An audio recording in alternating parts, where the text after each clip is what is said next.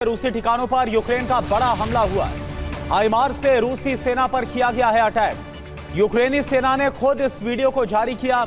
रूसी सेना को भारी नुकसान का दावा किया गया।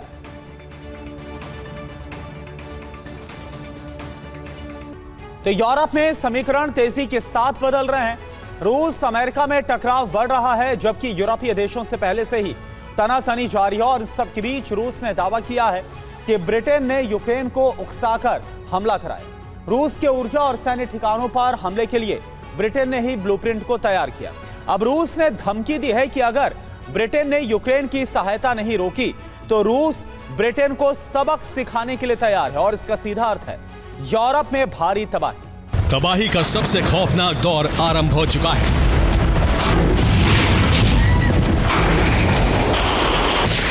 और दुनिया भर के तमाम रक्षा विशेषज्ञों के दावे धरे रह गए।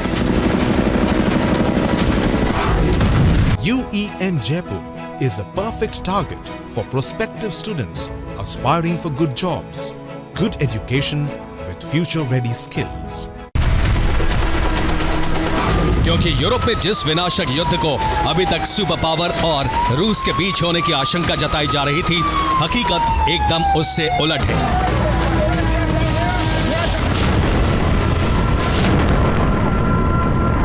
यूरोप में अमेरिका और रूस में टकराव युद्ध स्तर का नहीं है। यूरोप में फ्रांस और रूस में तनातनी भी जंग के स्तर तक नहीं पहुंची है। लेकिन ब्रिटेन और रूस में कभी भी भयानक युद्ध आरंभ हो सकता है। ब्रिटेन भी पिछले 2 साल से तैयारी कर रहा है, जबकि रूस तो पहले से ही यूरोपीय देशों से टकराने के लिए तैयार है। यूक्रेन के बाद युद्ध का विस्तार उसी दिशा में होना था। बाल्टिक और नॉर्डिक देश टारगेट पर थे, लेकिन अचानक से सारे समीकरण बदल गए। अब ब्रिटेन को लेकर पुतिन का पारा हाई है।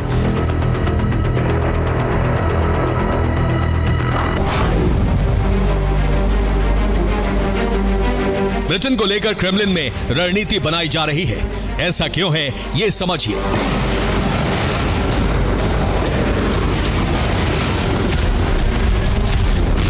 ब्रिटेन ने यूक्रेन को इंटेलिजेंस इनपुट दिया।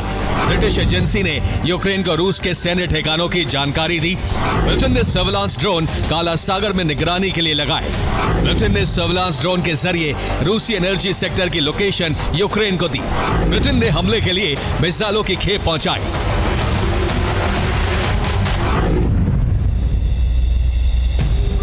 ब्रिटेन का रोल इतना भर नहीं है। ब्रिटेन फ्रांस और जर्मनी के साथ मिलकर उस गठबंधन का हिस्सा है जो यूरोप में ड्रोन वॉल बना रहा है।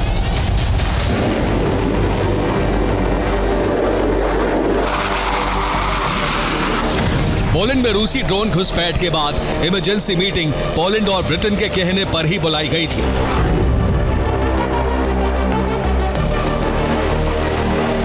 ब्रिटिश पीएम कीर स्टारमर ने ही पोलैंड के प्रेसिडेंट कारोल नावरोकी को ट्रंप से मिलने के लिए वॉशिंगटन भेजा था, जिससे रूस पर प्रतिबंध बढ़ाए जा सके।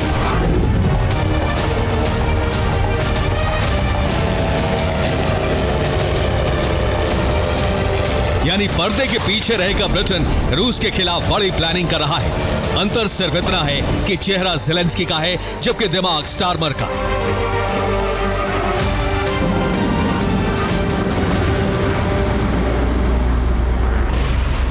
यूक्रेन ने ऑपरेशन स्पाइडर वेब चलाया था और इसमें रूस को भारी नुकसान हुआ। खासतौर से एनर्जी सेक्टर और मिलिट्री बेस को टारगेट किया गया और इसके लिए ब्रिटेन ने जासूसी की। ब्रिटेन के सर्विलांस ड्रोन ने तस्वीरें यूक्रेन के कमांड सेंटर तक पहुंचाई। कीव के रडार सेंटर से इस ऑपरेशन को ऑपरेट किया गया। ब्रिटेन से मिले इनपुट के बाद यूक्रेन के ड्रोन रूस में सटीक हमला कर रहे थे।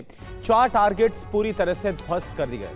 Target number 1 Belaya military base, target number 2 यागी लेवो military base, target number 3 Olenya military base और target number 4 Ivanovo military base. आप देखिए, रूस का प्लान था कि सर्दियों में यूक्रेन को सरेंडर कराना है।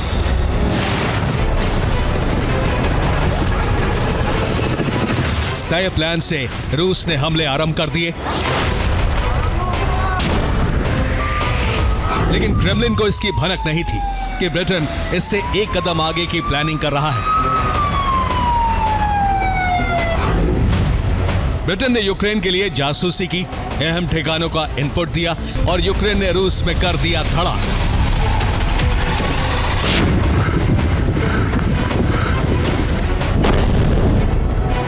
यानी रूस के विंटर प्लान को पूरा होने से पहले ही उसका तोड़ निकाल लिया।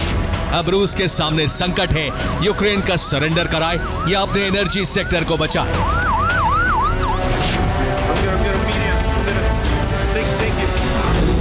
रूस का कहना है ऊर्जा और सैन्य ठिकानों पर जितने भी हमले हो रहे हैं, इसके पीछे ब्रिटिश एजेंसी MI6 का हाथ है।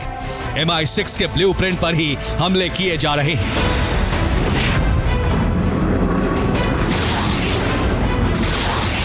रूसी एजेंसी FSB ने दावा किया है कि यूक्रेन के ऑपरेशन स्पाइडर वेब के पीछे ब्रिटेन ही था।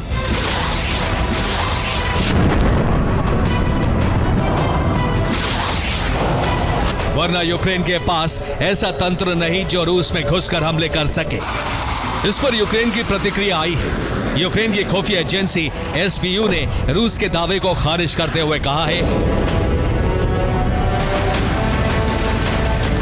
रूस की तरफ से एक बार फिर से भटकाने वाला बयान दिया गया है कि यूक्रेन का ऑपरेशन स्पाइडर वेब दूसरे देशों ने तैयार किया, जबकि यह ऑपरेशन SBU ने तैयार किया, जिससे रूस को बड़ा नुकसान पहुंचा है। रूस को पक्का भरोसा है कि ब्रिटेन इसके पीछे है, क्योंकि ऑपरेशन स्पाइडर 1 जून को शुरू किया गया था। यूक्रेन दावा कर रहा है इसमें रूस के 41 एयरक्राफ्ट को नुकसान पहुंचाया गया। साथ ही ऊर्जा ठिकानों को भी तबाह किया गया।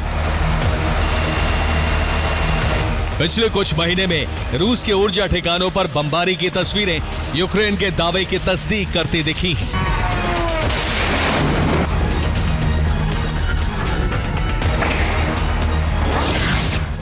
और यूक्रेन के एक काउंटर में पुतिन ने यूरोप में न्यूक्लियर तबाही की स्क्रिप्ट को तैयार किया है। इसकी शुरुआत बेल्जियम से होगी। बेल्जियम में 3 न्यूक्लियर रिएक्टर्स हैं, जिनमें से 2 अभी भी एक्टिव हैं। इन पर रूस सब बड़ा हमला करेगा।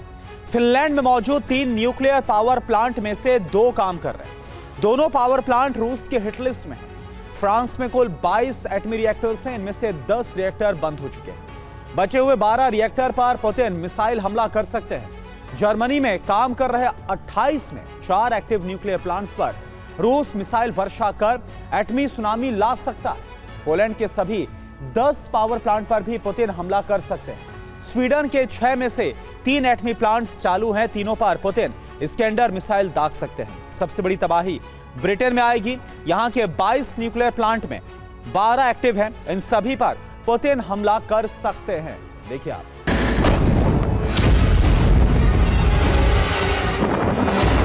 ब्रिटेन के प्लान को विफल करने के लिए रूस सीक्रेटली नया प्लान बना रहा है, जिससे यूक्रेन युद्ध में भी फ्रंट लाइन पर बना रहे, साथ ही यूरोपीय देशों को भी काउंटर कर सके।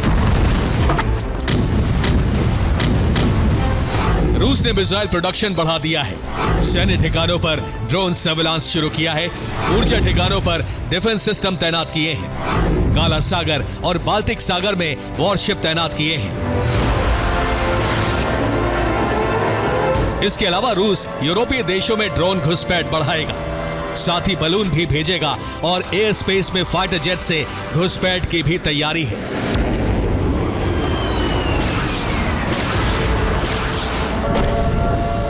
लेकिन सबसे विध्वंसकारी कदम है, रूस अब यूरोपीय देशों में प्रॉक्सी हमले करा सकता है, जिसमें सबसे पहला टारगेट ब्रिटेन हो सकता है। Bureau report, TV9 Bharatvarsh.